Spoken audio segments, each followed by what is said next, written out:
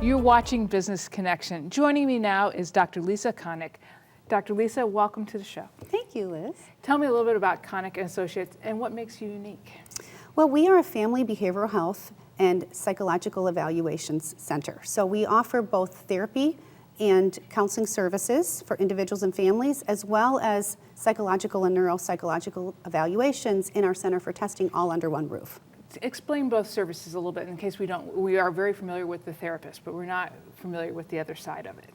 Well, therapy can involve a lot of things. So our service model is looking at individual counseling, family counseling, couples counseling, and therapies.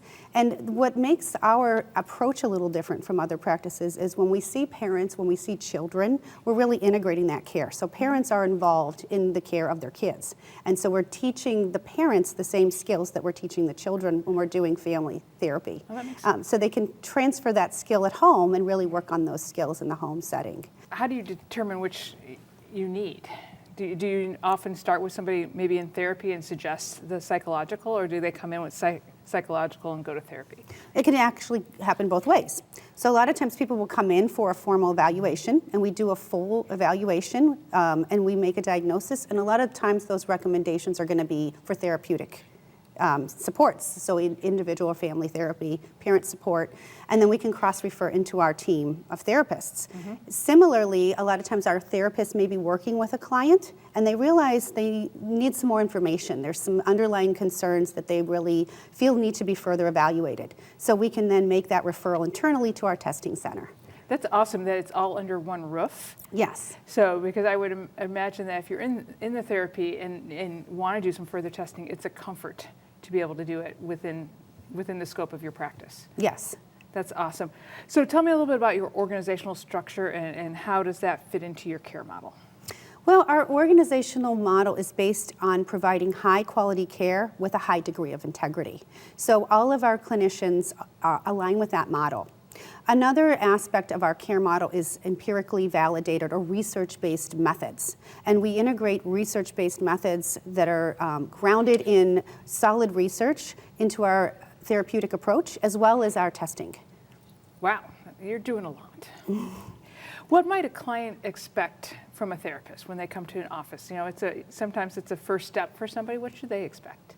Well, when they make a request for services, we recognize a lot of people find that to be quite intimidating, mm-hmm. Depending on whether they've had therapy in the past or not, and also whether they may not have had a good experience. Right. So clients can contact our client care coordinator, obviously by calling on the phone, but we also offer an opportunity for them to reach out through our website. So they can email our client care coordinator, and everything is pretty seamless. We do everything electronically, so it's paperless, and we try to make it as easy and accessible for them as possible. And when they are seeking out a clinician at our practice, we have a wide variety of specializations. Mm-hmm. So our goal is to really find a good fit between what the client's needs are and having that therapist meet that area of specialty. So they're really we're trying to hand select that connection so that they're really being fit with somebody that's going to be able to work well with them and meet their needs.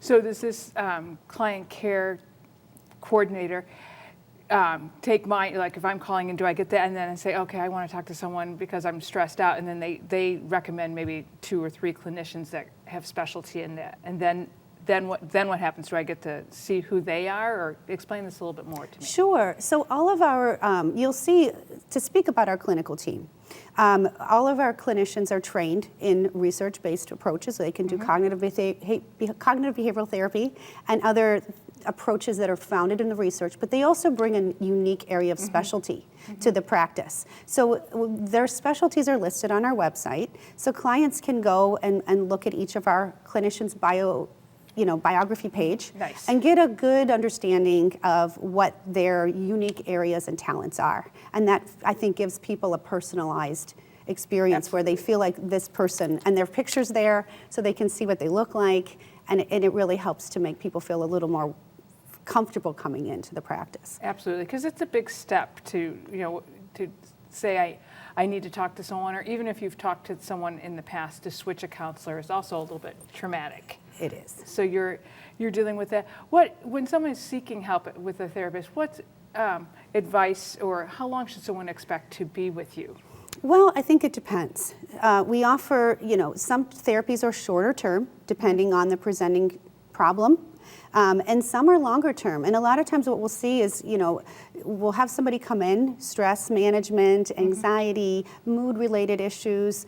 We may see them and give them skills and work on those skills and have those, we want to make sure those skills are transferring to their real life. So maybe helping their parents understand those skills, making sure that they're getting those skills activated in the work environment. And once we're seeing that happen, we may start to do less frequent sessions.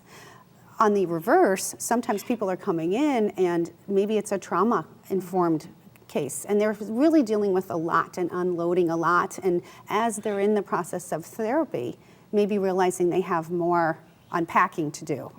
So they may be in therapy longer. And so we really are able to meet both of those needs and really kind of take that journey with the client and kind of adjust their goals along the way. Right, well, I think the one beautiful thing about therapy, no matter what you're in there for, is that the therapist is focused on you. This is a chance to really give yourself some time that you deserve to have to figure out your problems or your unpacking. I love that term because we tend to have a problem and stuff it in our coat pocket and carry on, and then it gets too heavy, and that's when we need someone like you or someone on your team.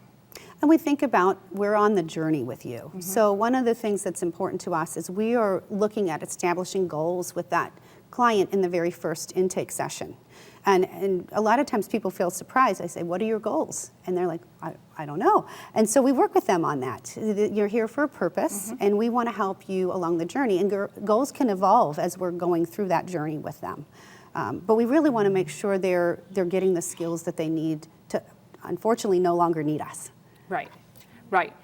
So when you think about today, are we more stressed out and in more need of services today than ever before? I think maybe we are. We're seeing some interesting trends. We're seeing a lot more younger individuals requesting a therapist from their parents. We're seeing children in that elementary age looking for therapy right now. We're seeing a lot of adolescents self-diagnosing online and feeling like, hey, I need to see somebody to work through this. And we are able to serve both of those populations.